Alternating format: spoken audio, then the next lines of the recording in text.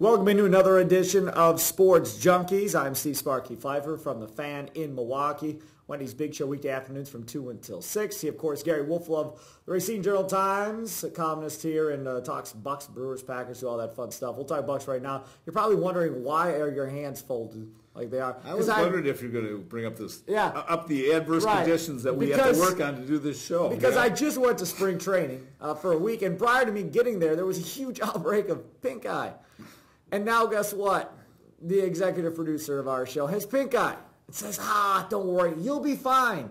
So I thought Andre Rison had pink eye. Right, so I'm keeping my hands off of the table where I'm sure he had touched at some point so I don't get pink eye, so that explains that. Let's talk a little bit about the Milwaukee Brewers. So do I have to stay away from you too, just in case you already have it? I hope not. Well, we'll see. Let's talk a little bit about this Bucks basketball team, winners of back-to-back games now as they get ready for Golden State this weekend. Get on the bandwagon. Huge wins. Huge wins. The game winner by Middleton, game-winning 3. They had to have that one against the Heat. And then you come back and I'm not going to say manhandle the Pacers, but it seemed that way until the end when the Pacers made it close again. Ersan Ilyasova in that zone with 34 points.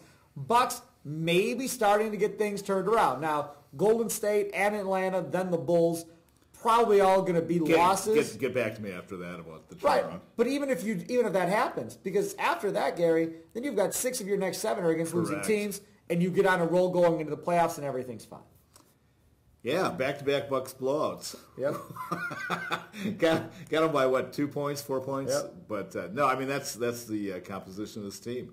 They are incapable of blowing anybody out. They blew Atlanta out earlier this year. Out of how many games? Well, whatever. Yeah, out of last year they were the ones 60-some games. Yeah, but Gary, last year they were the ones getting blown out. You can't equate last year, Steve. You know, after the second or third week of the season, nobody cared. Coaches didn't care. Fine. Hey, they're starting 5. I'll bet you could even name their starting 5 after the All-Star break. For the Bucks? Yeah. What do you mean? Who is their starting forward? Oh, I mean after the trade?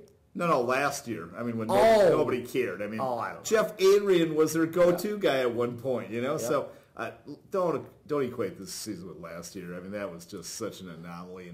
And if you recall, in fact, going into last season, there were actually high expectations for that team. Yes. That they were going to be playoff bound, Yep. that they could get 28 to 30 wins. So, you know, if they would have stayed the course, they could have probably got 20 This wins. is my question for you. This team is going to finish right around 41, 42 wins, somewhere in that area. Maybe By the way, 45. a friend of mine who is a big basketball fan said they would win 42 games this year. That's great. I mean, he just called it. And they've got a chance to win 42. They've got to beat every team they should beat on the way out, which are 6 more teams. If they win all of them, they'll be at 42.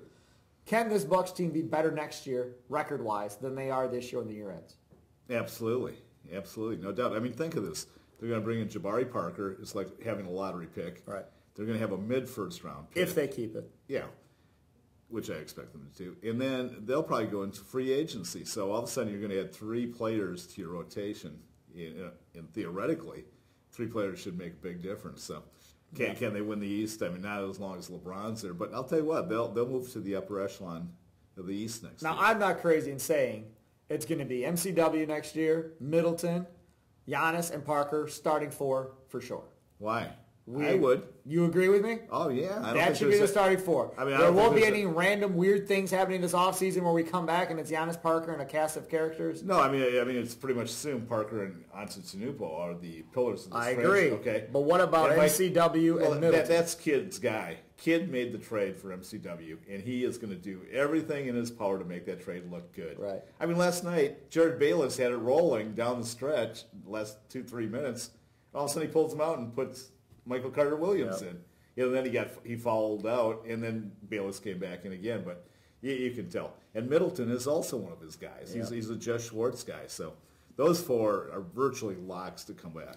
And Jeff Schwartz, the power agent that is friends apparently with Kidd and Lazary and so forth, and that could lead to big things in free agency. We'll talk about free agency and the plans for the Bucks next time we talk to you right here on Sports Junkies at RacineSportsZone.com.